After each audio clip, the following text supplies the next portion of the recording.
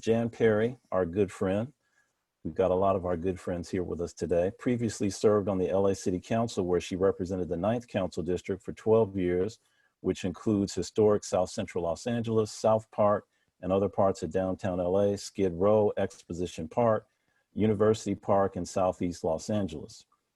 She was also appointed General Manager of the City of Los Angeles Employment and Workforce Development Department. That's a mouthful. And she currently serves as Executive Director of the Infrastructure Funding Alliance, and she's our neighbor in Ladera Heights. Ms. Perry has a vast amount of experience and insight into what's required to facilitate affordable housing and economic development, and she understands the failures and successes of government in that arena. She's going to share her thoughts regarding how this legislation will impact South LA if it should pass both houses and be signed into law, which of course we all hope does not happen. Ms. Perry, welcome again. The floor is yours, Jan. Thank you very much, John. I really appreciate the opportunity, and thanks for asking me to talk about my lived experience as a former council member in the 9th Council District. And in reading the notes to prepare for today, I want to say two things. One, obviously, I oppose these raft of housing bills. They could be devastating. And if you want to see the direction that things should not go, you can take a look at South Los Angeles, the 9th Council District, and what happened in the 70s and 80s with spot zoning, South LA, and particularly over in the 9th Council District. And I know, John, you spend a lot of time working there. There's lots of single family homes built in the early 1900s with a great deal of affordability, with small yards, but yards indeed, and a place where people can get their foothold into a community.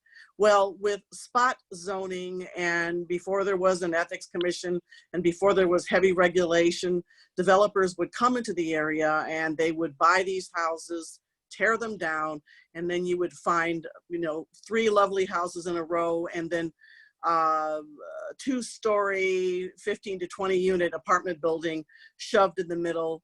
It tears up the character of the neighborhood. Not enough parking, so people start spilling parking out of the street, don't move their cars on trash pickup day. You find more trash on the street, more noise.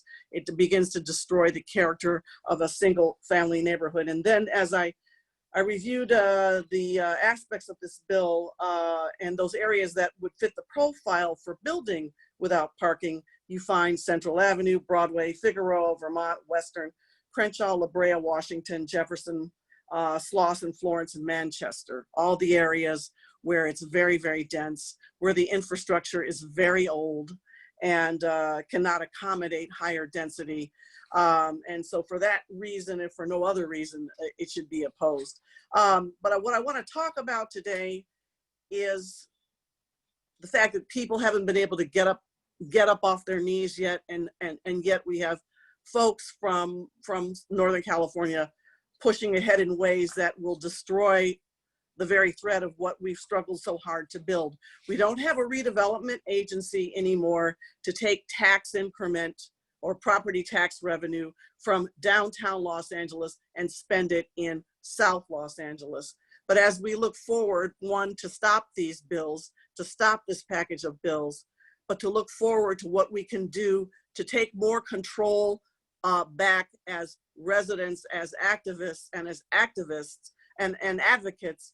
I just want to bring up the concept of public investment authorities, which would bundle all of the opportunities we have to take tax revenue and spend it in areas to build more affordable housing, to deal with the infrastructure issues, sewer hookups, lighting, sidewalks, curbs, gutters, and then on a more local level, enhanced infrastructure financing districts that would include the participation in a formal way of community members and community stakeholders.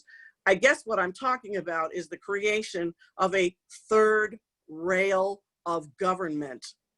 If we can't beat them, you create your own form of government that has more citizen engagement, citizen involvement, while simultaneously stopping these bills.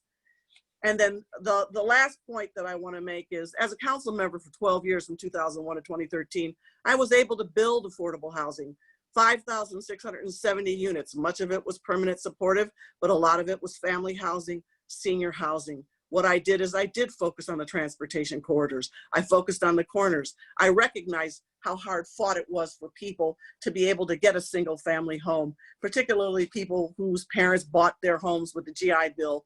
And we are finally on a path of creating intergenerational wealth, albeit slow, torturous, and with constant obstacles thrown in our path.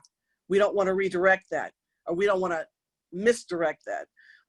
So it is possible to do that. And of course, we can have a longer conversation about new market tax credits. As a former GM in economic development, I sat on the Los Angeles Development Fund. I know that they were always, and even now, are looking for projects to apply new market tax credits. Maybe we can sit down with some developers who do good work in the area and say, what other tools do you need so that we can move forward on building more affordable housing? Market rate housing will take care of itself. It will take care of itself. So these bills should be opposed, and we as a community need to unite to pursue those tools which will give the community more control on the record and make the community even more deeply engaged in redirecting the future of building more affordable housing. Thank you.